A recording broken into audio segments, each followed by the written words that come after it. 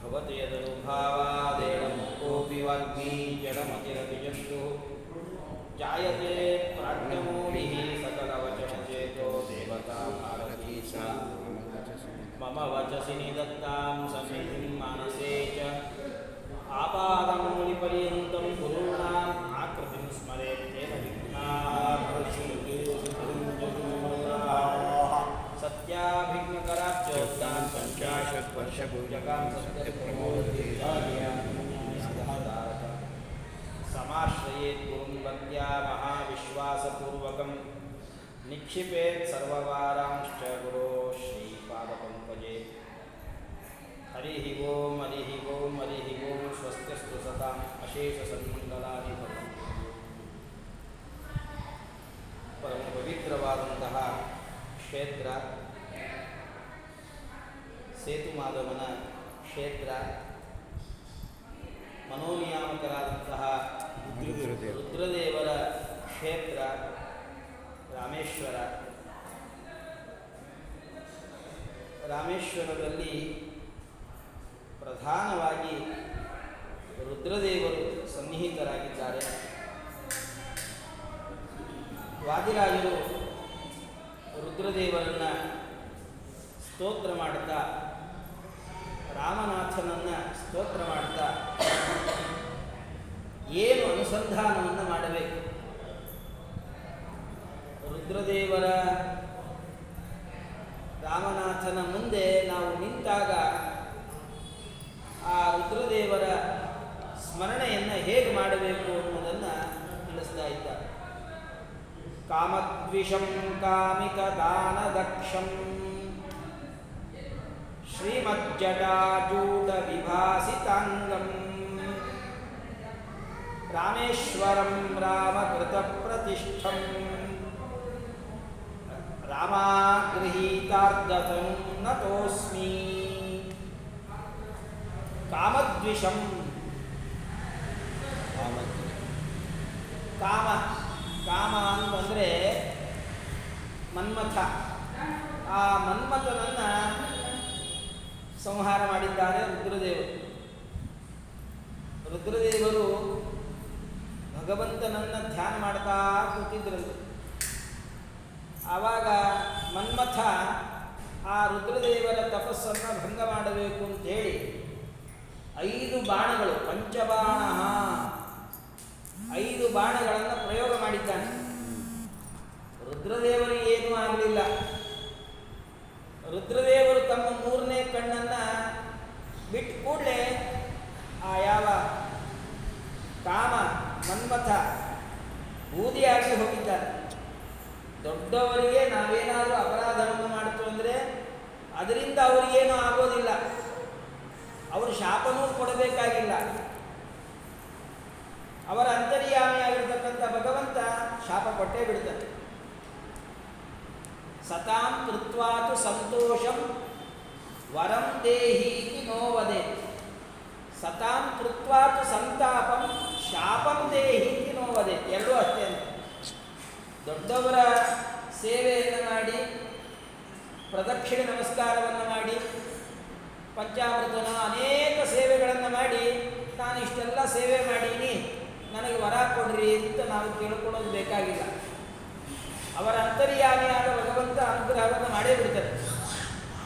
ಅದೇ ದೊಡ್ಡವರಿಗೆ ಸಿಟ್ಟು ತರಿಸಿ, ಅವರಿಗೆ ಕೋಪ ಬರೆಸಿ, ನಾನಾ ವಿಧವಾಗಿರತಕ್ಕಂತಹ ಅಪರಾಧಗಳನ್ನು ಮಾಡಿದಾಗ ನಾ ಇಷ್ಟೆಲ್ಲ ಮಾಡೀನಿ, ನೀವೇನು ಶಾಪ ಕೊಡ್ತೀರೋ ಕೊಡ್ರಿ, ನೋಡ್ಕೊಳ್ಳೋಣ ಒಂದು ಕೈ ಅಂತ ಹೇಳೋದು ಬೇಕಾಗಿಲ್ಲ. ಅವರ ಅಂತರ್ಯಾಮಿಯಾದಂಥ ಭಗವಂತ ಶಾಪವನ್ನು ಕೊಟ್ಟೇ ಬಿಡ್ತಾರೆ. ನಮ್ಮಲ್ಲಿರತಕ್ಕಂತಹ ಕಾಮನೆಗಳು, ವಿಷಯ ಪದಾರ್ಥಗಳ ಕಾಮನೆಗಳೇನಿದೆಯಲ್ಲ, ಆ ಎಲ್ಲ ಕಾಮನೆಗಳನ್ನು ರುದ್ರದೇವರು ಪರಿಹಾರ ಮಾಡ್ತಾರೆ. ವೈರಾಗ್ಯಾಧಿಪತಿಗಳು ರುದ್ರದೇವರು.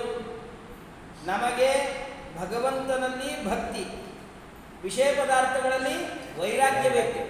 ಆ ವೈರಾಗ್ಯ ಕೊಡೋರು ಯಾರು? ವೈರಾಗ್ಯಾಧಿಪತಿಗಳಾಗಿರ್ತಕ್ಕಂಥ ರುದ್ರದೇವರು.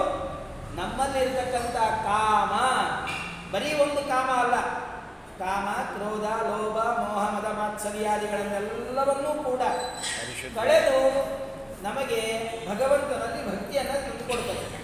ತೈಲಧಾರೆಯಂತೆ ಮನಸ್ಸು ಕೊಡೋ ಹರಿಯಲ್ಲಿ ಶಂಭೋ ಕೈಲಾಸವಾಸ ಗೌರೀಶ ಈಶಾ. ಅದಕ್ಕಾಗಿ ವಾದಿರಾಜರು ಸ್ತೋತ್ರ ಮಾಡ್ತಾ ಕಾಮದ್ವಿಷಂ ಮೊದಲಿಗೆ ಆ ವಿಶೇಷಣವನ್ನು ಕೊಟ್ಟಿದ್ದ. ಕಾಮಿತ ದಾನ ದಕ್ಷಂ, ನಮಗೇನೆಲ್ಲ ಅಪೇಕ್ಷೆ ಇದೆ ಆ ಎಲ್ಲ ಅಪೇಕ್ಷೆಯನ್ನು ಪೂರ್ಣ ಮಾಡ್ತಕ್ಕಂಥದ್ದು. ಕ್ಷಿಪ್ರಪ್ರದ, ರುದ್ರದೇವರು ಬಹಳ ಬೇಗನೆ ಹೊರ ಕೊಡೋ ದೇವತೆ ಯಾರು ಒಬ್ಬರು ಇದ್ದಾರೆ ಅಂತಂದ್ರೆ ರುದ್ರದೇವರು. ರುದ್ರದೇವರಿಗಿಂತ ಬ್ರಹ್ಮದೇವರು ಸ್ವಲ್ಪ ಲೇಟು, ಬ್ರಹ್ಮದೇವರಿಗಿಂತಲೂ ಭಗವಂತ ಬಹಳ ಲೇಟು. ದೇವರ ಅನುಗ್ರಹ ಆಗಬೇಕಾದ್ರೆ ಬಹೂನಾಂ ಜನ್ಮನಾಮಂತೆ ಜ್ಞಾನವಾನ್ ಮಾಂ ಪ್ರಪದ್ಯತೆ ಅಂತಾನೆ ಕೃಷ್ಣ ಪರಮಾತ್ಮ. ನನ್ನ ಅಪರೋಕ್ಷ ಜ್ಞಾನ, ನನ್ನ ದರ್ಶನ, ನನ್ನ ಅನುಗ್ರಹ ಆಗಬೇಕಂದ್ರೆ ಸಾಮಾನ್ಯ ಅಲ್ಲ. ಅನಂತ ಜನ್ಮಗಳಲ್ಲಿ ಸಾಧನೆಯನ್ನು ಮಾಡಿದರೆ ಮಾತ್ರ ನಾನು ಯಮೇವೇಶವೃಣತೆ ತೇನ ಲಭ್ಯ. ಆವಾಗಲೂ ಕೂಡ ನಾನು ನಿಮಗೆ ಅನುಗ್ರಹ ಮಾಡಬೇಕು ಅಂತೇನಿಲ್ಲ. ನನಗೆ ಮನಸ್ಸು ಬಂದರೆ ನಾನು ಅನುಗ್ರಹ ಮಾಡ್ತೀನಿ, ಇಲ್ಲ ಅಂದರೆ ಇಲ್ಲ. ರುದ್ರದೇವರಾಗಲಿ ಬ್ರಹ್ಮದೇವರಾಗಲಿ ಹಾಗಲ್ಲಂತೆ, ಬಹಳ ಬೇಗನೆ ಅನುಗ್ರಹವನ್ನು ಮಾಡಿಬಿಡ್ತಾರೆ. ನಾವು ಏನು ಕೇಳ್ತೀವೋ ಅದನ್ನು ಕೊಟ್ಟು ಬಿಡ್ತಾರೆ. ಅದಕ್ಕಾಗಿಯೇ ಎಲ್ಲ ದೈತ್ಯರು ಏನು ಮಾಡ್ತಾರೆ ಅಂದರೆ ವಿಷ್ಣುವಿನ ತಂಟೆಗೆ ಹೋಗೋದೇ ಇಲ್ಲ. ಬ್ರಹ್ಮದೇವರ ತಂಟೆಗೆ ಹೋಗೋರು ಸ್ವಲ್ಪ ಕಡಿಮೆನೆ. ರುದ್ರದೇವರ ಕುರಿತೇ ಉಪಾಸನೆ ಮಾಡ್ತಾರೆ. ಯಾಕೆ? ಬೇಗ ವರ ಸಿಕ್ಬಿಡ್ತದೆ. ಕಾಮಿಕ ದಾನ ದಕ್ಷಂ ಶ್ರೀಮಜ್ಜಟ ಜೂಟ ವಿಭಾಸಿ ಗಂಗಾ. ಒಳ್ಳೆ ಜಟ, ಆ ಕೇಶ ವಿನ್ಯಾಸವನ್ನು ಮಾಡಿಕೊಂಡಿದ್ದಾರೆ ರುದ್ರದೇವರು. ಅದರ ಮಧ್ಯದಲ್ಲಿ ಗಂಗೆಯನ್ನು ಧಾರಣೆ ಮಾಡಿದ್ದಾರೆ. ಅಂತಹ ರಾಮೇಶ್ವರ, ಈ ರಾಮೇಶ್ವರ ಏನು ರುದ್ರದೇವರ ಲಿಂಗ ಇದೆ, ಇದನ್ನು ಪ್ರತಿಷ್ಠಾ ಮಾಡಿದವರು ಯಾರು ಅಂದರೆ ರಾಮಕೃತ ಪ್ರತಿಷ್ಠಂ. ರಾಮಚಂದ್ರದೇವರೇ ಸ್ವಯಂ ಸರ್ವೋತ್ತಮನಾದಂತಹ ಭಗವಂತನೇ ಶಿವನನ್ನ, ರುದ್ರದೇವರನ್ನ, ಲಿಂಗ ರೂಪದಲ್ಲಿರ್ತಕ್ಕಂಥ ರುದ್ರದೇವರನ್ನ ಇಲ್ಲಿ ಪ್ರತಿಷ್ಠಾಪನೆಯನ್ನು ಮಾಡಿ ರಾಮಚಂದ್ರ ದೇವರು ಪ್ರತಿಷ್ಠಾಪಿಸಿದ ಈಶ್ವರ. ಅದಕ್ಕಾಗಿ ರಾಮೇಶ್ವರ ಅಂತ ಹೆಸರು ಬಂದಿತ್ತು. ಇದು ಒಂದು. ಹೇಗಿದ್ದಾರಪ್ಪ ರುದ್ರದೇವರು ಅಂತಂದ್ರೆ ರಾಮ ಗೃಹೀತಾರ್ಧತನು, ಅರ್ಧನಾರಿ ನರೇಶ್ವರರಂತೆ. ಇಲ್ಲಿ ರಾಮನಾಥ ಏನಿದ್ದಾನಲ್ಲ, ಅರ್ಧವಾಗ ಪಾರ್ವತೀದೇವಿ, ಇನ್ನು ಅರ್ಧವಾಗ ರುದ್ರದೇವರು. ಅದ್ಭುತವಾದದ್ದು, ಐತರೇಯ ಉಪನಿಷತ್ತಿನಲ್ಲಿ ಬರುತ್ತದೆ. ಈ ಅರ್ಧನಾರಿ ನರ ರೂಪ ರುದ್ರದೇವರಿಗೆ ಏನಿದೆಯಲ್ಲ, ಇದು ಯಾಕೆ ಬಂದದ್ದು ಅಂದರೆ ಭಗವಂತನ ಅರ್ಧನಾರೀನರ ರೂಪವನ್ನು ಉಪಾಸನೆ ಮಾಡ್ತಾರಂತವ್ರು. ವಾಯುದೇವರ ಅರ್ಧನಾರೀನರ ರೂಪವನ್ನು ಉಪಾಸನೆ ಮಾಡ್ತಾರಂತೆ. ಹೇಗೆ ಲಕ್ಷ್ಮೀನಾರಾಯಣರ ಅರ್ಧನಾರಿ ನರರೂಪ ಇದೆಯೋ ಹಾಗೇನೆ ವಾಯುದೇವರೇ ಭಗವಂತನ ಅರ್ಧ ಭಾಗವಾಗಿ ಇದ್ದಾರಂತೆ. ವಾಯುದೇವರು ಭಗವಂತನ ಅರ್ಧನಾರಿ ನರರೂಪ ಇದೆ. ಬಹಳ ವಿಶಿಷ್ಟವಾಗಿರತಕ್ಕಂಥದ್ದು. ಭಗವಂತನ ಅನಂತಾನಂತ ರೂಪಗಳು ಅರ್ಧನಾರಿ ನರರೂಪವಾಗಿರತಕ್ಕಂಥದ್ದಿದೆ. ಅವುಗಳನ್ನು ಉಪಾಸನೆ ಮಾಡಿದ್ರಿಂದ ಇವರ ರೂಪವು ಅರ್ಧನಾರಿ ನರರೂಪ. ಅಂತಹ ರಾಮಾಗೃಹೀತಾರ್ಧತನು ರಾಮೇಶ್ವರಂ ನತೋಸ್ಮಿ, ರಾಮನಾಥನನ್ನ ನಮಸ್ಕಾರ ಮಾಡ್ತೀನಿ ಅಂತ ವಾದಿರಾಜರು ಈ ರಾಮನಾಥನ ಸ್ತೋತ್ರವನ್ನು ಮಾಡ್ತಾರೆ. ನಮಗೊಂದು ಪ್ರಶ್ನೆ ಬರ್ತದೆ. ಸರ್ವೋತ್ತಮ ಭಗವಂತ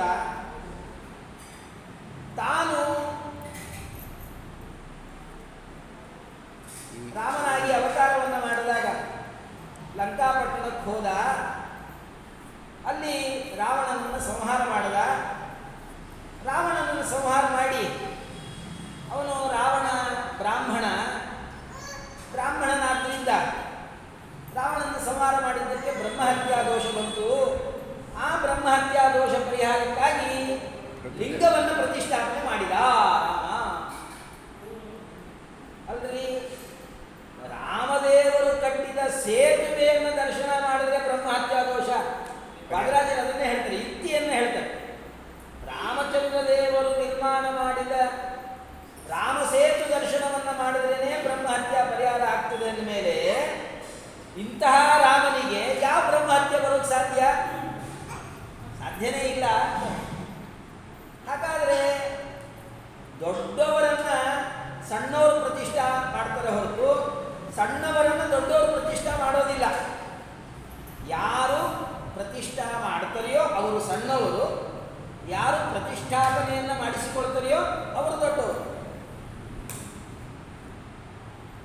ರಾಮದೇವರನ್ನ ರುದ್ರದೇವರು ಪ್ರತಿಷ್ಠಾ ಮಾಡಿಲ್ಲ, ಲಿಂಗವನ್ನು ರಾಮದೇವರು ಪ್ರತಿಷ್ಠೆ ಮಾಡಿದ್ದಾರೆ. ಅಂದಮೇಲೆ ರಾಮ ಸಣ್ಣವನು, ರುದ್ರದೇವರೇ ಸರ್ವೋತ್ತಮ ದೇವತಾ ಅನ್ನುವಂತಹ ಸಂಶಯ ನಮ್ಮ ತಲೆ ಒಳಗೆ ಬರಬಹುದು. ಅಷ್ಟೇ ಅಲ್ಲದಲ್ಲೇ ಹೇಗೆ ರಾಮದೇವರು ರಾಮನಾಥನನ್ನು ಪ್ರತಿಷ್ಠಾಪನೆ ಮಾಡಿದ್ದಾರೆಯೋ ಹಾಗೇನೆ ದೇವರು ಹೇಗೆ ಮಾಡ್ತಾನೆ, ಲಕ್ಷ್ಮೀದೇವಿ ಹಾಗೆ ಮಾಡ್ತಾರೆ, ಲಕ್ಷ್ಮೀನಾರಾಯಣರು ಹೇಗೆ ಮಾಡ್ತಾರೆ ಹಾಗೆ ವಾಯುದೇವರು ಮಾಡ್ತಾರೆ. ಅದಕ್ಕೋಸ್ಕರನೇ ವಾಯುದೇವರ ಅವತಾರಭೂತರಾಗಿರ್ತಕ್ಕಂಥ ಶ್ರೀಮದ್ ಆಚಾರ್ಯರು ಸಂಚಾರ ಕ್ರಮದಲ್ಲಿ ಇಲ್ಲಿ ಬಂದಾಗ ಚಾತುರ್ಮಾಸ್ಯವನ್ನು ಮಾಡಿ ರಾಮನಾಥನಿಗೆ ಪ್ರತಿನಿತ್ಯ ನಮಸ್ಕಾರ ಮಾಡಿಕೊಂಡು ಬರ್ತಿದ್ರಂತೆ. ಶ್ರೀರಾಮನಾಥಾಯ ನಮಶ್ಚಕಾರ ಸಹ ಸುಮಧ್ವಿಜಯದಲ್ಲಿ ನಾರಾಯಣ ಪಂಡಿತಾಚಾರ್ಯರು ವರ್ಣನೆ ಮಾಡ್ತಾರೆ. ಶ್ರೀಮದ್ ಆಚಾರ್ಯರು ವಾಯುದೇವರು ಅವರು ರುದ್ರದೇವರಿಗೆ ಹೋಗಿ ನಮಸ್ಕಾರ ಮಾಡ್ತಾ ಇದ್ರು. ರಾಮಚಂದ್ರ ಸರ್ವೋತ್ತಮನಾದಂಥ ರಾಮ ರುದ್ರದೇವರನ್ನು ಪ್ರತಿಷ್ಠಾಪನೆ ಮಾಡಿದ್ದಾನೆ. ಇದಕ್ಕಿಂತ ರುದ್ರದೇವರು ಸರ್ವೋತ್ತಮರು ಅನ್ನೋದಕ್ಕೆ ಇನ್ನೇನು ಪ್ರಮಾಣ ಬೇಕು? ನಮ್ಮೆಲ್ಲರ ತಲೆಯೊಳಗೆ ಸಂಶಯ ಬರ್ತದೆ. ಅದಕ್ಕೆ ವಾದಿರಾಜರು ಬಹಳ ಸುಂದರವಾದ ಯುಕ್ತಿಯನ್ನು ಹೇಳ್ತಾರೆ. ರಾಮ ಲಿಂಗವನ್ನ ಪ್ರತಿಷ್ಠಾಪನೆ ಮಾಡೋದಕ್ಕೆ ಕಾರಣ ಏನು ಅಂತಂದ್ರೆ, ಕಲ್ಪಾಂತೆ ಸುರಭೂಸುರಾಸುರ ಮುನಿ ಸ್ತೋಮಂ ಹರಂ ಖಂ ಹರಂ ಪೃಥ್ವ್ಯಾಂ ಪಾತಕೋಟಿ ಪಾಟನ ಪಟು ರಾಮ ಸಮಾರಾಧಯತ್ ಯತ್ಪಾದಾಬ್ಜರಜೋ ಹರನ್ ಮುನಿ ವಧೂ ಪಾಪಂ ಶ್ರುತಾಯ ಕಥಾ ಮುಕ್ತಿಂ ದೋಗ್ಧಿ ಪರೇಶಿತು ಪರಮಿಮಾಂ ಲೀಲಾ ಖಗಧ್ವಂಸಿನಃ. ಇದು ಕೇವಲ ಭಗವಂತನ ಲೀಲಾ ಅಂತ ಉತ್ತರವನ್ನು ಕೊಡ್ತಾರೆ. ಈಗ ಅದಕ್ಕೊಂದು ಉದಾಹರಣೆ ಅಂತಂದ್ರೆ, ತಂದೆ ಮಗನನ್ನ ಪ್ರಶಂಸನೆ ಮಾಡ್ತಾನೆ. ತಂದೆ ತಾನು PhD ಡಾಕ್ಟರೇಟ್ ಡಬಲ್ PhD ಮಾಡಿದ್ದಾನೆ, ಭಾರೀ ಮೇಧಾವಿ, ಭಾರೀ ದೊಡ್ಡ ವ್ಯಕ್ತಿ. ಸಣ್ಣ ಮಗು ಅದಿನ್ನೂ LKG ಓದಿದೆ, ಏನೋ ಒಂದು ನಿಮ್ಮ ಮೊಮ್ಮಗನ ಸ್ಟಾರ್ ಹಾಕೊಂಡು ಬಂದಿದ್ನಲ್ಲ, ನೀವು ನೋಡಿ ಖುಷಿ ಪಟ್ರಿ. ಓ ನನ್ನ ಮೊಮ್ಮಗ ನೋಡ್ರಿ ಹೆಂಗೆ ಭಾರಿ ಇದ್ದಾನೆ ಅಂತ ಹೇಳಿ ಅವನ್ನ ಒಂದು ಸಿಂಹಾಸನದಲ್ಲಿ ಕೂಡಿಸಿ, ಬರ್ತಡೇ ದಿವಸ ಸಿಂಹಾಸನದಲ್ಲಿ ಕೂಡಿಸಿ ಅಲಂಕಾರ ಮಾಡಿ ಭಾರೀ ಗೌರವವನ್ನು ಮಾಡಿತು ಅಂದರೆ ಯಾರಾದರೂ ಕೂಡ ಆ ಮಗನ ದೊಡ್ಡೋದು ಅಂತ ಅಂತಾರೇನೋ. ಮಾಡಿದವ್ರು ದೊಡ್ಡವರು, ಮಾಡಿಸ್ಕೊಂಡವ್ರು ದೊಡ್ಡವರು, ಮಾಡಿದವ್ರು ದೊಡ್ಡವ್ರು ಆಗ್ತಾರೆ. ಹಾಗಿದ್ದ ಹಾಗೆ ಭಗವಂತ ತನ್ನ ಮೊಮ್ಮಗನಾದಂಥ ರುದ್ರದೇವರ ಮೇಲೆ ಅತಿಯಾದ ಪ್ರೀತಿಯಿಂದ, ಅತಿಯಾದ ಅನುಗ್ರಹದಿಂದ ಆ ರಾಮಚಂದ್ರ ಸ್ವಯಂ ತಾನೇ ತನ್ನ ಮೊಮ್ಮಗನಾದಂಥ ರುದ್ರದೇವರಿಗೆ ಪ್ರತಿಷ್ಠಾವನ್ನು ತಂದುಕೊಟ್ಟಿದ್ದಾನೆ, ಒಂದು ವ್ಯಕ್ತಿತ್ವವನ್ನು ತಂದುಕೊಟ್ಟಿದ್ದಾನೆ. ಕೇವಲ ಲೀಲಾ ಅಂತ ಹೇಳ್ತಾರೆ. ಅದಕ್ಕೆ ಹೇಳ್ತಾರೆ ಕಲ್ಪಾಂತೆ. ನಮ್ಮ ಸ್ವಾಮಿಯ ಮಹತ್ವ ಎಷ್ಟಿದೆ ನೋಡ್ರಿ. ಪ್ರಳಯ ಕಾಲದಲ್ಲಿ ಯಾರನ್ನೆಲ್ಲರನ್ನು ಸಂಹಾರ ಮಾಡ್ತಾನೆ, ಯಾರನ್ನೆಲ್ಲ ತನ್ನ ಹೊಟ್ಟೆ ಒಳಗೆ ಹಾಕ್ಕೊಳ್ತಾನೆ ಅಂದರೆ ಯಾರನ್ನೂ ಬಿಡೋದಿಲ್ಲಂತೆ, ಎಲ್ಲರನ್ನೂ ತನ್ನ ಹೊಟ್ಟೆ ಒಳಗೆ ಹಾಕ್ಕೊಳ್ತಾನೆ. ಸುರ ಭೂಸುರಾಸುರ ಮುನಿಸ್ತೋಮಂ, ದೇವತೆಗಳು, ಸುರರು ಅಂದರೆ ದೇವತೆಗಳು, ಭೂಸುರರು ಅಂದರೆ ಬ್ರಾಹ್ಮಣರು, ಆಮೇಲೆ ಅಸುರರು ಮುನಿಗಳು. ಒಬ್ಬರು ಇಬ್ಬರು ಮುನಿಗಳಲ್ಲ, ಒಬ್ಬರು ಇಬ್ಬರು ದೇವತೆಗಳಲ್ಲ, ಎಲ್ಲ ದೇವತೆಗಳು, ಎಲ್ಲ ಬ್ರಾಹ್ಮಣರು, ಎಲ್ಲ ಋಷಿಗಳು, ಮುನಿಗಳು, ಜೀವರಾಶಿಗಳು ಅಂತ ಏನೆಲ್ಲ ಇದೆ ಆ ಎಲ್ಲವನ್ನೂ ಕೂಡ ಹರನ್ ತಾನು ಹರಣವನ್ನು ಮಾಡ್ತಾನೆ. ಅಂತಹ ಭಗವಂತ ಎಲ್ಲರನ್ನೂ ಸಂಹಾರ ಮಾಡ್ತಾನೆ.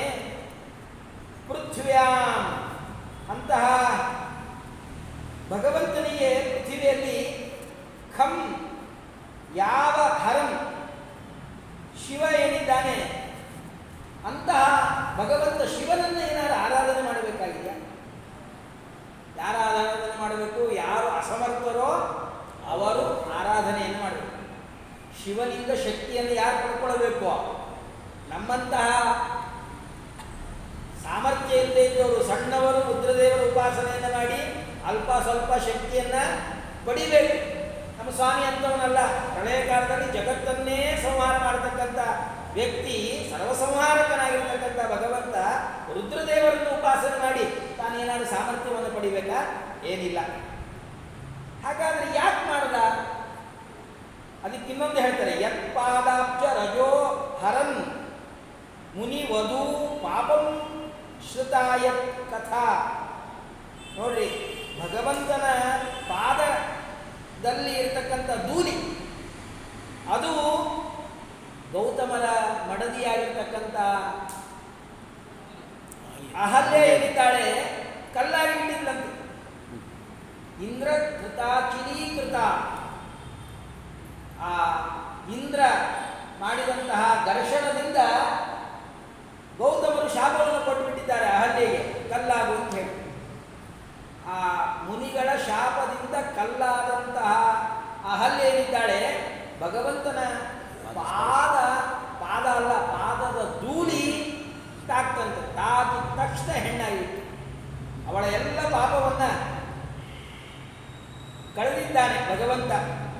ಅಂತಹ ಭಗವಂತನ ಕಥಾ ಕೇಳಿದ್ರೆ ಸಾಕು, ಆ ಕಥಾ ಏನು ಮಾಡ್ತದೆ ಅಂದರೆ ಮುಕ್ತಿಂ ದೋಕ್ತಿ, ಮೋಕ್ಷವನ್ನೇ ಕೊಡ್ತದೆ. ಭಗವಂತನ ಪಾದದ ಧೂಳಿಯ ಮಹಿಮೆ ಶ್ರವಣ ಮಾಡಿದ್ರೆ ಸಾಕು, ಮೋಕ್ಷವನ್ನು ಕೊಡ್ತದೆ.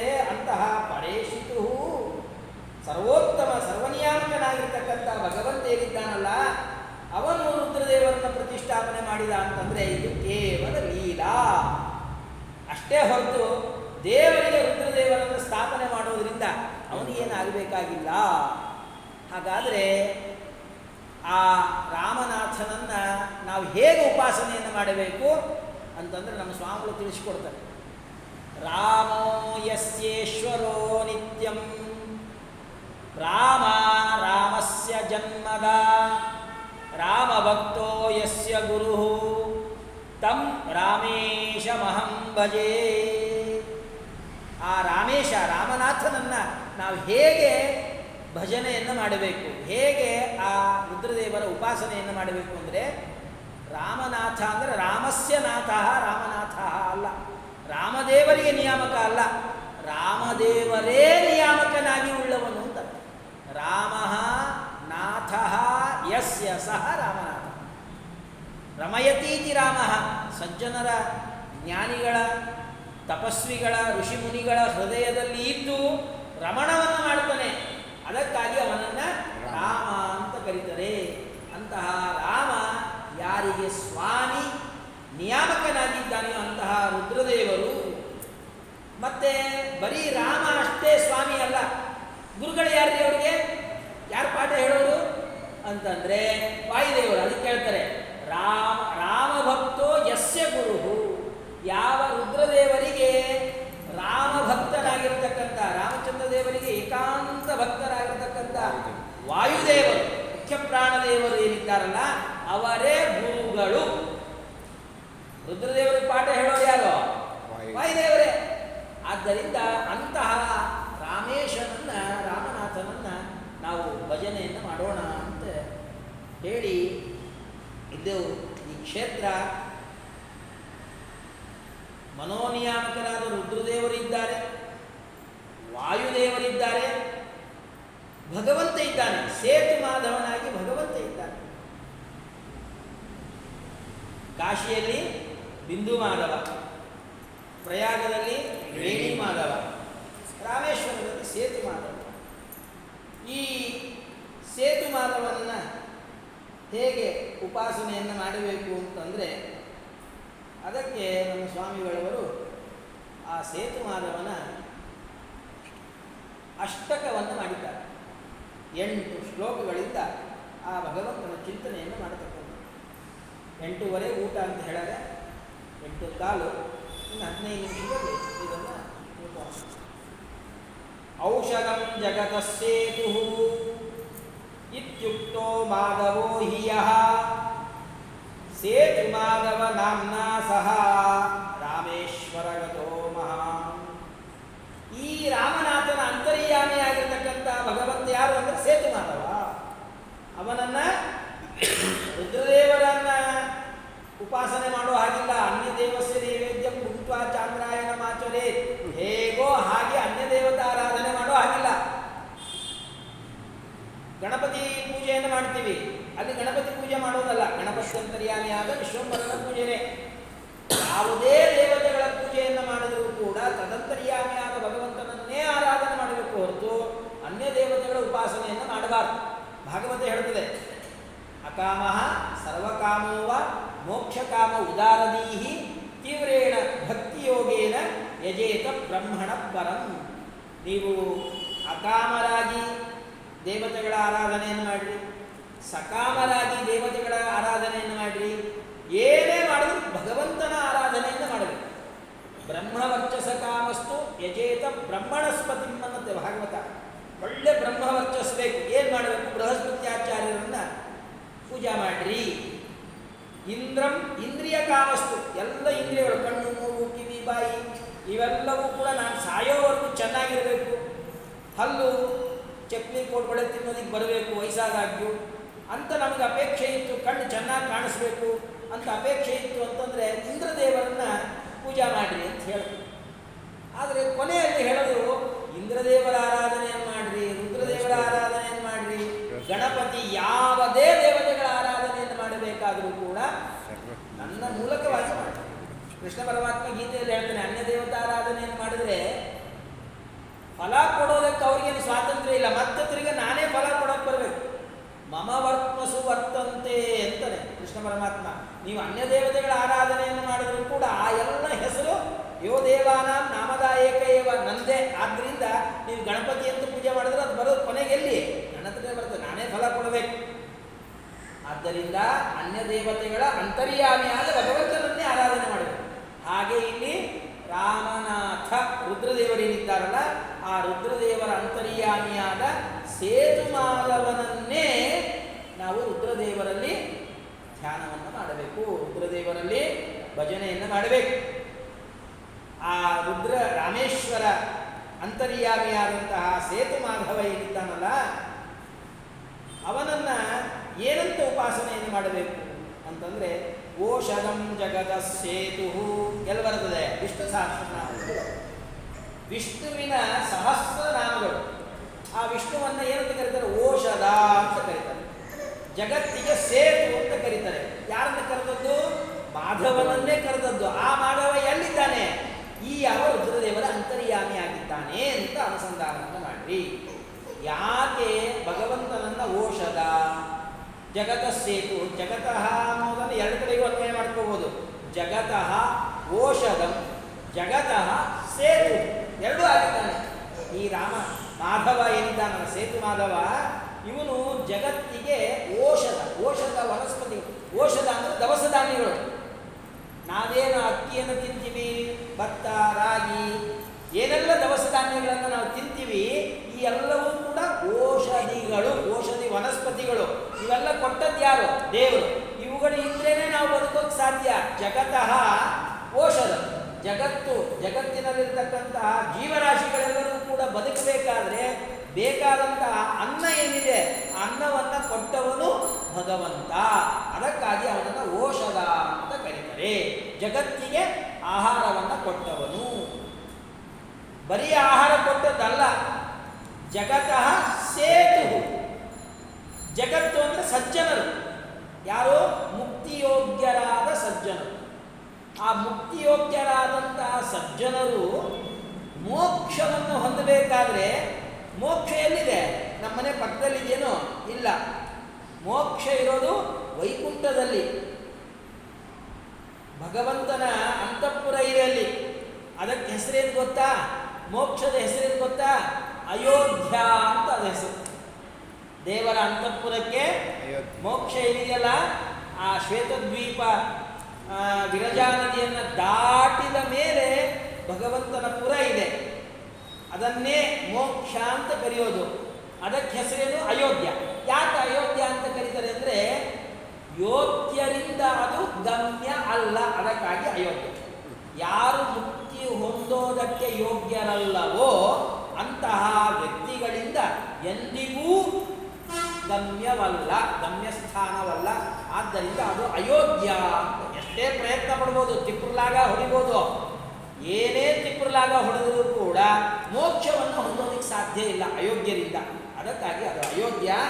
ಅಂತಹ ಅಯೋಧ್ಯ ಎಂಬ ಹೆಸರಿನ ಭಗವಂತನ ಅಂತಃಪುರ ಮೋಕ್ಷ ಏನಿದೆ, ಆ ಮೋಕ್ಷಕ್ಕೂ ಜಗಚ್ಛಬ್ದ ವಾಚ್ಯರಾದಂತಹ ಮುಕ್ತಿಯೋಗ್ಯರಾದಂತಹ ಜೀವನಿಗೂ ಭಗವಂತ ಹೇಗಿದ್ದಾನೆ? ಮಧ್ಯದಲ್ಲಿ ಇರುವ ಸೇತುವೆಯಂತೆ ಇದ್ದಾನೆ. ಸೇತು ಮಾಧವ. ಹೌದ್ರಿ, ಎಲ್ಲರೂ ಸೇರಿಸ್ಕೊಳಕ್ ಬರ್ತದೆ. ನಮ್ಮನೆ ಯಾರೆಲ್ಲ ಬರ್ತಾರೋ ಬರೀ ಬರೀ ಬರೀ ಹೆಂಡತಿ ಆಗಲೇಬೇಕು. ಹೆಂಡತಿ ಬೇಡ ಅಂತಂದ್ರೆ ಯಾರು ನೀನು ಸೇರಿಸ್ಕೊಳಕ್ ಬರ್ತದೆ? ಬ್ರಾಹ್ಮಣರಿಗೆ ದಕ್ಷಿಣ ಕೊಡ್ಬೇಕಾಗಿ ಏನಾದ್ರೂ ಕೊಡಬೇಡ. ಇಲ್ಲೇ ತೋರ್ಸೋಣ, ಅಲ್ಲಿ ತೋರ್ಸೋಣ, ನಿಮ್ಮ ಮನೆಯವ್ರಿಗೆ ತೋರ್ಸೋಣ. ಅಂದ್ರೆ ಧರ್ಮ ಕಾರ್ಯಗಳಲ್ಲಿ ಅದಕ್ಕೆ ಧರ್ಮಪತ್ನಿ ಅಂತ ಕರೀತಾರೆ. ಅಧರ್ಮ ಪತ್ನಿ ಅಂತ ಯಾರು ಕರೀತಾರೇನೋ? ಯಾರು ಕರೆಯಲ್ಲ. ಯಾಕೆ? ಧರ್ಮಪತ್ನಿ. ಧರ್ಮ ಕಾರ್ಯಗಳಿಗಾಗಿ ಅವಳ ಸಹಕಾರ ಬೇಕು, ಅದಕ್ಕಾಗಿ ಅವಳು ಧರ್ಮಪತ್ನಿ ಅಲ್ವಾ? ಅಂದರೆ ಯಾರ್ಯಾರಿಗೋ ಸೇರಿಸ್ಕೊಳ್ಳೋಕೆ ಬರೋದಿಲ್ಲ ಮನೆ ಒಳಗೆ. ಮನೆಯಲ್ಲಿ ಇರ್ತಕ್ಕಂಥ ಎಲ್ಲ ಸದಸ್ಯರ ಅಭಿಪ್ರಾಯ ಇರಬೇಕು. ದಕ್ಷಿಣೆ ಕೊಡಬೇಕಾಗಲಿ, ಮನೇಲಿ ಸೇರಿಸ್ಕೋಬೇಕಾಗಲಿ, ಊಟಕ್ಕೆ ಹಾಕಬೇಕು, ಏನು ಮಾಡಬೇಕಾದ್ರೂ ಹೆಂಡತಿಯ ಸಹಕಾರ ಬೇಕು. ಮುಕ್ತರು ಬಂದರೆ ಬಾಬಾ ಬಾ, ಅವನು ಕರಿತೀನಿ, ಇವನು ಕರಿತೀನಿ, ಎಲ್ಲರನ್ನೂ ಸೇರಿಸ್ಕೊಂತೀನಿ ಅಂದರೆ ಲಕ್ಷ್ಮೀದೇವಿ ಬಿಡಬೇಕಲ್ರಿ ಅಂತಂದರೆ ಅವನು ಯಾರು? ಬರೀ ಸೇತು ಅಷ್ಟೇ ಅಲ್ಲ, ಮುಕ್ತರನ್ನೆಲ್ಲರನ್ನೂ ಕೂಡ ಮೋಕ್ಷಕ್ಕೆ ಕರೆದುಕೊಂಡು ಹೋಗೋದಕ್ಕೆ ಭಗವಂತ ಬರೀ ಸೇತು ಅಂತ ತಿಳ್ಕೊಬೇಡ್ರಿ. ಲಕ್ಷ್ಮೀದೇವಿ ಬೇಡ ಅಂದ್ರೆ ಏನು ಮಾಡಕ್ಕೆ ಬರ್ತದೆ ದೇವರಿಗೆ ಅಂತಂದ್ರೆ ಅವನೇನು? ಮಾಧವ, ಸೇತು ಮಾಧವ. ಸೇತುಶ್ಚಾಸೋ ಮಾಧವಶ್ಚ ಸೇತು ಮಾಧವ. ಅವನು ಮುಕ್ತರನ್ನು ಕರ್ಕೊಂಡು ಹೋಗ್ತಾನೆ. ಹೆಂಡತಿ ಏನಾರು ಹೇಳಿದ್ರು ಬಾಯಿ ಒಳಗೆ ಕೂಡಿಸ್ತಾನೆ. ಮಾಯಾಯಾಹ ದವಹ ಮಾಯಾದವ. ಮಾಯಾ ಅಂದರೆ ಲಕ್ಷ್ಮೀದೇವಿ. ಆ ಲಕ್ಷ್ಮೀದೇವಿಗೆ ದವ ಸ್ವಾಮಿ ನಿಯಾಮಕ. ಅವಳು ಬೇಡ ಅಂತ ಅನ್ನೋ ಪ್ರಶ್ನೆನೇ ಇಲ್ಲ. ದೇವರು ಏನು ಮಾಡ್ತಾನೆಯೋ ಅದಕ್ಕೆ ಅನುಗುಣವಾಗಿ ನಡೆದುಕೊಳ್ಳತಕ್ಕಂಥವಳು. ಭಗವಂತನ ಪ್ರೀತಿಯನ್ನ, ಅನುಗ್ರಹವನ್ನ ಅಪೇಕ್ಷೆ ಮಾಡತಕ್ಕಂಥವಳು. ಅದಕ್ಕಾಗಿ ಅವನು ಮಾಧವ. ಸೇತು ಮಾಧವ ನಾಮ್ನ ಸಹ ರಾಮ ರಾಮೇಶ್ವರ ಗತೋ ಮಹಾನ್ ಸಂಸಾರ ಸಾಗರಂ ತರ್ತುಂ ಸೇತು ರೂಪೋ ಹಿ ಸ್ಥಿತಃ. ಸಂಸಾರ ಅನ್ನೋದು ದೊಡ್ಡ ಸಮುದ್ರ. ರಾಮಚಂದ್ರ ದೇವರು ಈ ಯಾವ ದಕ್ಷಿಣ ಸಮುದ್ರಕ್ಕೆ ಸೇತುವೆಯನ್ನು ನಿರ್ಮಾಣ ಮಾಡಿ ಏನು ಸೂಚನೆ ಮಾಡಿದ್ರು? ಬರೀ ಈ ಪ್ರಾಕೃತವಾದ ಸಮುದ್ರಕ್ಕಷ್ಟೇ ನಾನು ಸೇತುವನ್ನು ಕಟ್ಟಿಕೊಟ್ಟು ಇಲ್ಲಿಂದ ಹತ್ತ ಕಡೆ ಹೋಗೋದಕ್ಕೆ ಅನುಕೂಲ ಮಾಡಿಕೊಡ್ತೀನಿ ಅಂತ ತಿಳ್ಕೋಬೇಡ್ರಿ. ದೊಡ್ಡ ಸಂಸಾರ ಸಮುದ್ರ ಏನಿದೆಯಲ್ಲ ಅದಕ್ಕೂ ನನಗೆ ಸೇತುವೆಯನ್ನು ಕಟ್ಟೋದಕ್ಕೆ ಬರ್ತದೆ. ಅಘಟಿತ ಘಟನಾ ಸಾಮರ್ಥ್ಯ ನನಗಿದೆ, ಅಚಿಂತ್ಯದ್ಭುತವಾದ ಶಕ್ತಿ ಇದೆ. ಯಾರು ಭಗವಂತನನ್ನು ನಂಬುತ್ತಾರೆಯೋ ಅವರು ಸುಲಭವಾಗಿ ಸಂಸಾರ ಸಮುದ್ರವನ್ನು ದಾಟಬಹುದು. ಅದಕ್ಕೆ ಭಗವಂತ ಹೇಗಿದ್ದಾನೆ? ಸೇತುವೆಯಂತೆ ಇದ್ದಾನೆ. ಸರ್ವೇಪಿ ಸೇತವೋ ಯಸ್ಯ ವಶೇ ಸ್ಥಿತ್ವಾ ಜನಾಶ್ರಯಾಃ. ಸರ್ವೇಪಿ ಸೇತವಃ ಯಸ್ಯ ವಶೇ ಸ್ಥಿತ್ವ.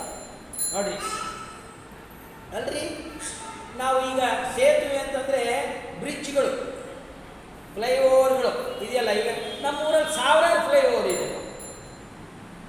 ಬೇರೆ ಊರಿಗೆ ಹೋಗ್ಬೇಕಾದ್ರೆ ಫ್ಲೈಓವರ್ಗಳ ಮೇಲೇನೆ, ಸೇತುವೆಗಳ ಮೇಲೇನೆ ಟ್ರೈನಲ್ಲಿ ಹೋಗ್ತೀವಿ, ಬಸ್ಸಲ್ಲಿ ಹೋಗ್ತೀವಿ. ಹೋಗ್ತಾ ಇರಬೇಕಾದಾಗ ಆ ಫ್ಲೈಓವರು ಅಥವಾ ಸೇತುವೆ ಕಟ್ಟಾಗಿಬಿಟ್ರೆ ಎಲ್ಲರೂ ಬಿದ್ದು ಗೋವಿಂದ ಹರೇ ನಮ. ಅಂದರೆ ಎಲ್ಲ ಸೇತುವೆಗಳು ಗಟ್ಟಿಯಾಗಿದೆ. ವಿಶ್ವಾಸವನ್ನಿಟ್ಟು ಆ ಸೇತುವೆ ಮೇಲೆ ನಾವು ನಡ್ಕೊಂಡು ಹೋಗ್ತೀವಿ, ಟ್ರೈನಲ್ಲಿ ಹೋಗ್ತೀವಿ, ಕಾರಲ್ಲಿ ಹೋಗ್ತೀವಿ, ಬಸ್ಸಲ್ಲಿ ಹೋಗ್ತೀವಿ, ಏನೂ ಆಗೋದಿಲ್ಲ. ಯಾಕೆ? ಭಗವಂತ ಆ ಎಲ್ಲ ಸೇತುವೆಗಳನ್ನು ಹಿಡಿದಿಟ್ಕೊಂಡಿದ್ದಾನೆ ಅನ್ನೋದಕ್ಕಾಗಿ ಜನಾಶ್ರಯ. ಎಲ್ಲ ಸೇತುವೆಗಳು ಭಗವಂತನ ವಶದಲ್ಲಿ ಇದ್ದು ಎಲ್ಲ ಜನರಿಗೆ ಆಶ್ರಯವನ್ನು ಕೊಟ್ಟಿದೆ.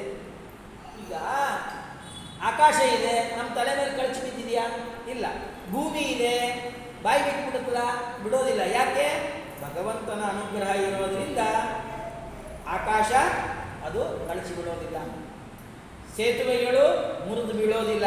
ಗೊತ್ತಾಯ್ತಾ ಇಲ್ಲೋ? ಅದಕ್ಕೆ ಸರ್ವೇಪಿ ಸೇತವ, ಎಲ್ಲ ಸೇತುವೆಗಳು ಜಗತ್ತಿನಲ್ಲಿ ಎಷ್ಟೆಲ್ಲ ಸೇತುವೆಗಳಿದೆಯೋ ಆ ಎಲ್ಲ ಸೇತುವೆಗಳು ಭಗವಂತನ ವಶದಲ್ಲಿ ಇದ್ದು ಜನಾಶ್ರಯ, ಎಲ್ಲ ಜನರಿಗೆ ಆಶ್ರಯವಾಗಿದೆ. ಅಂತಹ ಭಗವಂತ ಸೇತು ಮಾಧವ ಅಂತ ಚಿಂತನೆಯನ್ನು ಮಾಡಬೇಕು. ಯೋ ರಾಮ ಸಂಸಾರೇ ಸೇತು ನಿರ್ಮಮೇ ತದಭೇದವಾನ್. ಇಲ್ಲಿ ರಾಮ ಸೇತುವೆಯನ್ನು ಮಾಡಿದವನು ರಾಮ. ಸಂಸಾರ ಸೇತುವೆ, ಸಂಸಾರದಿಂದ ದಾಟೋದಕ್ಕೆ, ಸಂಸಾರ ಸಮುದ್ರಕ್ಕೆ ಸೇತುವೆಯನ್ನು ನಿರ್ಮಾಣ ಮಾಡುವಂಥ ಭಗವಂತ ಮೂಲರೂಪಿಯಾದ ನಾರಾಯಣ ಏನಿದ್ದಾನಲ್ಲ, ಅವನು ಬೇರೆ ಇವನು ಬೇರೆ ಅಂತ ತಿಳ್ಕೋಬೇಡ್ರಿ ಅಂತಾರೆ. ಈ ರಾಮನೇ ಆ ನಾರಾಯಣ, ಆ ನಾರಾಯಣನೇ ಈ ರಾಮ. ಭಗವಂತನ ಎಲ್ಲ ರೂಪಗಳಿಗೂ ಸೇತುವೆಯನ್ನು ನಿರ್ಮಾಣ ಮಾಡಿದ ರಾಮನಿಗೂ ಸಂಸಾರ ಸಮುದ್ರವನ್ನು ದಾಟೋದಕ್ಕೆ ಸೇತುವೆಯನ್ನು ನಿರ್ಮಾಣ ಮಾಡಿಕೊಡುವಂತಹ ಭಗವಂತನಿಗೂ ಏನು ಭೇದ ಇಲ್ಲ, ಯಾವ ವಿಧವಾದ ವ್ಯತ್ಯಾಸವೂ ಇಲ್ಲ. ಈ ಜಾನಾನಾಂ ಸೇತು ಉಕ್ತಃ ಸೇತು ಏಷಃ ಅಮೃತಸ್ಯ ಚ ಅಮೃತಸ್ಯ ಏಷ ಸೇತು. ಉಪನಿಷತ್ತು ಹೇಳುತ್ತದೆ ಅಮೃತ ಅಂದರೆ ಮೋಕ್ಷ. ಆ ಮೋಕ್ಷವನ್ನು ಪಡೆಯೋದಕ್ಕೆ ಸೇತುವೆ ಯಾರಪ್ಪ ಅಂದರೆ ಈ ಯಾವ ಭಗವಂತ. ಯದ್ಗುಣಾ ಸೇತುರಿತ್ಯುಕ್ತಾ ಸಂಸಾರ ಕಾರಣೇ ಬುಧ. ಜ್ಞಾನಿಗಳು ಸಂಸಾರವನ್ನಿಂದ ದಾಟಬೇಕಾದ್ರೆ, ಸಂಸಾರ ಸಮುದ್ರವನ್ನು ದಾಟಬೇಕಾದ್ರೆ ಭಗವಂತನ ಗುಣಗಳೇನಿದೆಯಲ್ಲ, ಜ್ಞಾನ ಆನಂದಾದಿ ಗುಣಗಳೇನಿದೆಯಲ್ಲ, ಆ ಗುಣಗಳನ್ನು ಉಪಾಸನೆಯನ್ನು ಮಾಡಿ ಭಗವಂತನ ಅನುಗ್ರಹವನ್ನು ಪಡೆದು ಸಂಸಾರವನ್ನು ದಾಟ್ತಾರಂತೆ. ಹಾಗಾದರೆ ಸಂಸಾರ ಸಮುದ್ರವನ್ನು ದಾಟೋದಕ್ಕೆ ಯಾವುದು ಸೇತು ಆಯಿತು? ಭಗವಂತನ ಗುಣಗಳು ಸೇತುವೆ ಆಯಿತು. ಪದಾರ್ಥಯೋ ಸೇತುರೂಪ ಸಂಬಂಧ ಪದಗೋಯತಃ. ಬಹಳ ಅದ್ಭುತವಾದಂತಹ ಜ್ಞಾನ ನಮ್ಮ ಸ್ವಾಮಿಗಳು. ಪ್ರತಿಯೊಂದು ಪದಗಳು ಆ ಪದದ ಅರ್ಥ ಆಗಬೇಕಾದ್ರೆ ಭಗವಂತ ಇದ್ದರೆ ನಮಗೆ ಜ್ಞಾನ ಆಗ್ತದೆ, ಇಲ್ಲ ಅಂದರೆ ಆಗೋದಿಲ್ಲ. ಅಂದರೆ ಈಗ ಪಂಕಜ ಅಂತಿದೆ ಒಂದು ಶಬ್ದ. ಪಂಕ ಅಂದ್ರೇನಪ್ಪ? ಕೆಸರು. ಜ ಅಂದ್ರೇನು? ಹುಟ್ಟಿ, ಕಮಲ. ಪಂಕಜ ಅನ್ನೋ ಶಬ್ದಕ್ಕೆ ಅರ್ಥ ಏನಪ್ಪ ಅಂದರೆ ಕಮಲ ಅಂತ ಅರ್ಥ ಹೇಳ್ತೀವಿ. ಆದರೆ ಪಂಕಜ ಅನ್ನೋ ಪದಕ್ಕೂ ಕಮಲ ಎಂಬ ಅರ್ಥಕ್ಕೂ ಒಂದು ಸಂಬಂಧ ಬೇಕಲ್ಲ. ಆ ಶಬ್ದ ಅರ್ಥಗಳಿಗೆ ಒಂದು ಸಂಬಂಧ ಬೇಕಲ್ಲ. ಆ ಸಂಬಂಧವನ್ನು ಹಾಕಿದವನು ಯಾರು? ಭಗವಂತನು. ಅದಕ್ಕೆ ಕಾಳಿದಾಸ ಹೇಳ್ತಾನೆ, ವಾಗರ್ತಾವಿವ ಸಂಪೃಕ್ತೋ ವಾಗರ್ತ ಪ್ರತಿಪತ್ತೆಯೇ ಜಗತ ಪಿತರೋ ಒಂದೇ ಪಾರ್ವತಿ ಪರಮೇಶ್ವರ. ಪಾರ್ವತಿ ಪರಮೇಶ್ವರರು ಹೇಗಿದ್ದಾರೆ, ಅವರ ಸಂಬಂಧ ಹೇಗಿದೆ ಅಂತಂದರೆ ಪದ ಮತ್ತು ಪದಾರ್ಥಗಳಿಗೆ ಸಂಬಂಧ. ಒಂದು ಶಬ್ದ, ಶಬ್ದದ ಅರ್ಥ, ಇವುಗಳಿಗೆ ಹೇಗೆ ಸಂಬಂಧ ಇದೆಯೋ ಹಾಗೆ ಇದ್ದಾರೆ. ಅಷ್ಟು ಅನ್ಯೋನ್ಯವಾಗಿದ್ದಾರೆ. ಪದ ಪದಾರ್ಥಗಳಿಗೆ ಅನ್ಯೋನ್ಯವಾದಂತಹ ಸಂಬಂಧ, ವಾಚಕ ಭಾವ ಸಂಬಂಧವನ್ನು ಭಗವಂತ ಕಲ್ಪಿಸಿಕೊಟ್ಟಿದ್ದಾನೆ. ಹೀಗಾಗಿ ಈ ಪದಕ್ಕೆ ಈ ಅರ್ಥ ಅಂತ ನಾವು ತಿಳ್ಕೊಳ್ಳೋಕೆ ಸಾಧ್ಯ ಇಲ್ಲ. ಅಂತಂದರೆ ಯಾವ ಪದಕ್ಕೆ ಯಾವ ಅರ್ಥ? ಬಾ ಅಂದರೆ ಹೋಗು ಅಂತ ತಿಳ್ಕೊಳ್ಳೋಣ, ಹೋಗು ಅಂದರೆ ಬಾ ಅಂತ ತಿಳ್ಕೊಳ್ಳೋಣ.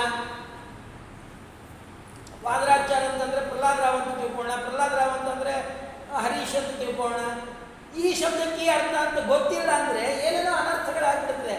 ಆ ಶಬ್ದಕ್ಕೆ ಅದೇ ಅರ್ಥ ಅಂತ ಗೊತ್ತಾಗುವ ಹಾಗೆ ಭಗವಂತ ಅವೆರಡರ ಮಧ್ಯದಲ್ಲಿ ಒಂದು ಸಂಬಂಧ, ಸೇತುವೆಯನ್ನು ಹಾಕಿದ್ದಾನೆ ಭಗವಂತ. ಇದು ಭಗವಂತನ ಅದ್ಭುತವಾದಂತಹ ವ್ಯಕ್ತಿತ್ವ ಅಂತಾರೆ. ಪದಾರ್ಥಯೋ ಸೇತುರೂಪ ಸಂಬಂಧ ಪದಗೋಯತಃ ಸೇತು ಮಾಧವ ನಾಮ್ನ ಸಹ ರಾಮೇಶ್ವರ ಗತೋ ಮಹಾನ್. ಕರ್ಮಣಾಂ ತತ್ಫಲಾನಂತ. ಅಷ್ಟೇ ಅಲ್ಲ, ನಾವು ಮಾಡತಕ್ಕಂಥ ಕರ್ಮಗಳು, ಸಕಲ ಕರ್ಮಗಳು, ಅದಕ್ಕೆ ಸಿಗುವಂಥ ಫಲ ನೋಡ್ರಿ. ಯಾವುದೋ ಕರ್ಮಕ್ಕೆ ಯಾವುದೋ ಫಲ ಅಲ್ಲ, ಇಂತಿಂಥ ಕರ್ಮಗಳಿಗೆ ಇಂತಿಂಥ ಫಲ ಅಂತ ಹೇಳ್ಯಾರೆ. ಜ್ಯೋತಿಷ್ಠೋಮ ಅಲ್ಲ, ಸ್ವರ್ಗ ಕಾಮ ಜ್ಯೋತಿಷ್ಠೋಮೇನ ಯಜೇತ, ಪುತ್ರ ಕಾಮ ಪುತ್ರೇಷ್ಟ್ಯ ಯಜೇತ. ಸುಮ್ಮನೆ ನಿಮಗೊಂದು ಎರಡು ಉದಾಹರಣೆ. ಯಾರಿಗೆ ಸ್ವರ್ಗ ಬೇಕು ಅಂತ ಅಪೇಕ್ಷೆ ಇದೆ ಅವರು ಜ್ಯೋತಿಷ್ಠೋಮ ಯಾಗವನ್ನು ಮಾಡಿ. ಮಕ್ಕಳು ಬೇಕು ಅಂತ ಯಾರಿಗೆ ಅಪೇಕ್ಷೆ ಇದೆ? ಪುತ್ರಕಾಮೇಷ್ಟಿ ಯಾಗ. ಪುತ್ರಕಾಮೇಷ್ಟಿ ಯಾಗ ಮಾಡಿದವನಿಗೆ ಸ್ವರ್ಗ ಕೊಟ್ಬಿಡೋಣ. ಸ್ವರ್ಗ ಕಾಮದಿಂದ ಜ್ಯೋತಿಷ್ಠೋಮ ಯಾಗವನ್ನು ಮಾಡಿದವನಿಗೆ ಮಕ್ಕಳನ್ನು ಕೊಟ್ಬಿಡೋಣ. ಮೊದಲೇ 100 ಜನ ಮಕ್ಕಳಿರ್ತಾರೆ.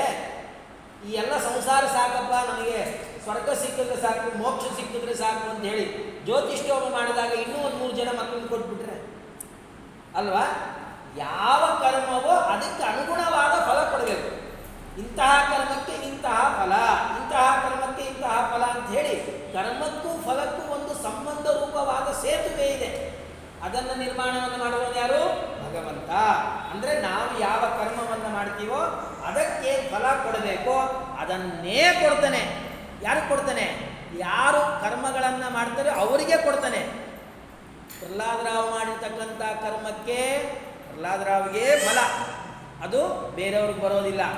ಅವರವರು ಮಾಡಿದ ಸತ್ಕರ್ಮವಾಗಲಿ ಅಥವಾ ಅಸತ್ಕರ್ಮವಾಗಲಿ ಅದರಿಂದ ಬರುವಂಥ ಫಲ ಅವರಿಗೇನೇ ಕೊಡ್ತಾನೆ ಹೊರತು ಬೇರೆಯವರಿಗೆ ಕೊಡೋದಿಲ್ಲ. ಪದಾರ್ಥ ಕರ್ಮಣಾಂ ತತ್ಫಲಾನಾಂಚ ಸೇತು ಪುಣ್ಯಾಧಿಕಂ ಯತಃ. ಆ ಕರ್ಮಗಳನ್ನು ನೋಡಿ ಅದಕ್ಕೆ ಅನುಗುಣವಾಗಿ ಫಲವನ್ನು ಭಗವಂತ ಕೊಡ್ತಾನೆ. ಅಂತಹ ಸೇತು ಮಾಧವ ನಾಮ್ನಾ ಸಹ ರಾಮೇಶ್ವರಗತೋ ಮಹಾನ್. ಸೇತು ಮಾಧವ ದೇವಸ್ಯ ಸ್ತೋತ್ರಂ ಸರ್ವಾರ್ಥ ಸಿದ್ಧಿದಂ. ಈ ರೀತಿಯಾಗಿ 8 ಶ್ಲೋಕಗಳನ್ನು ರಚನೆಯನ್ನು ಮಾಡಿ ಆ ಸೇತು ಮಾಧವನ ಅಷ್ಟಕವನ್ನು ಯಾರು ಪಾರಾಯಣ ಮಾಡ್ತಾರೆ, ಭಕ್ತಿಯಿಂದ ಶ್ರದ್ಧೆಯಿಂದ ಯಾರು ಪಾರಾಯಣವನ್ನು ಮಾಡ್ತಾರೆ ಅವರಿಗೇನಪ್ಪ ಫಲ? ಫಲಶ್ರುತಿಯನ್ನು ಸ್ವಾಮಿಗಳವರು ಹೇಳ್ತಾರೆ. ಸೇತು ಮಾಧವ ದೇವಸ್ಯ ಸ್ತೋತ್ರಂ ಸರ್ವಾರ್ಥ ಸಿದ್ಧಂ. ಎಲ್ಲ ಮನಸ್ಸಿನ ಅಪೇಕ್ಷೆಗಳೆಲ್ಲವೂ ಕೂಡ ಪೂರ್ಣವಾಗ್ತದೆ. ನಮ್ಮ ಎಲ್ಲ ವಿಧವಾದ ಪಾಪಗಳು ಪರಿಹಾರವಾಗ್ತದೆ. ಸತ್ಯಾತ್ಮ ರಚಿತಂ ಯಸ್ತು ಪಟೇ ಸಿದ್ಧಿಂ ಸ ವಿಂದತಿ. ಸತ್ಯಾತ್ಮ ತೀರ್ಥರಿಂದ ರಚಿತವಾಗಿರತಕ್ಕಂಥ ಈ ಯಾವ ಅಷ್ಟಕವನ್ನು, ಸೇತು ಮಾಧವನ ಅಷ್ಟಕವನ್ನು ಯಾರು ಭಕ್ತಿಯಿಂದ ಪಾರಾಯಣ ಮಾಡ್ತಾರೆ ಎಲ್ಲ ವಿಧವಾದ ಸಿದ್ಧಿ. ಕೊನೆಯೊಳಗೆ ಸಿದ್ಧಿ ಅನ್ನೋ ಶಬ್ದಕ್ಕೆ ಮೋಕ್ಷ ಅಂತ ಅರ್ಥ. ಆ ಮೋಕ್ಷವನ್ನೇ ಅವನು ಪಡಿತಾ ಇದ್ದಾನೆ. ಹೀಗೆ ಸೇತು ಮಾಧವ ಹಾಗೂ ಆ ಸೇತು ಮಾಧವನಿಂದ ಅಧಿಷ್ಠಿತರಾಗಿರ್ತಕ್ಕಂಥ ಮಹಾರುದ್ರದೇವರು ಇಲ್ಲಿ ಸನ್ನಿಹಿತರಾಗಿದ್ದಾರೆ. ನಿಮ್ಮೆಲ್ಲರಿಗೂ ಕೂಡ ನಮಗೂ ಜ್ಞಾನ ಭಕ್ತಿ ವೈರಾಗ್ಯಾದಿಗಳನ್ನು ಕೊಟ್ಟು ಭಗವಂತನ ಅನುಗ್ರಹವಾಗುವ ಹಾಗೆ ಮಾಡಲಿ ಅಂತ ಹೇಳ್ತಾ ಕೃಷ್ಣಾರ್ಪಣಮಸ್ತು. ಶ್ಲೋಕಾಭಿಪ್ರಾಯ ಶ್ರೀಕೃಷ್ಣಾರ್ಪಣಮಸ್ತು ಮದ್ವೇಷಾರ್ಪಣಮಸ್ತು. ಸರ್ವೇಂದ್ರಿಯ ಪ್ರೇರಕೇಣ ಶ್ರೀಪ್ರಾಣಪತಿ ತವೋಚ ಮಹಂತೇನ ಪ್ರಿಯತಾಂ ಕಮಲಾಲಯ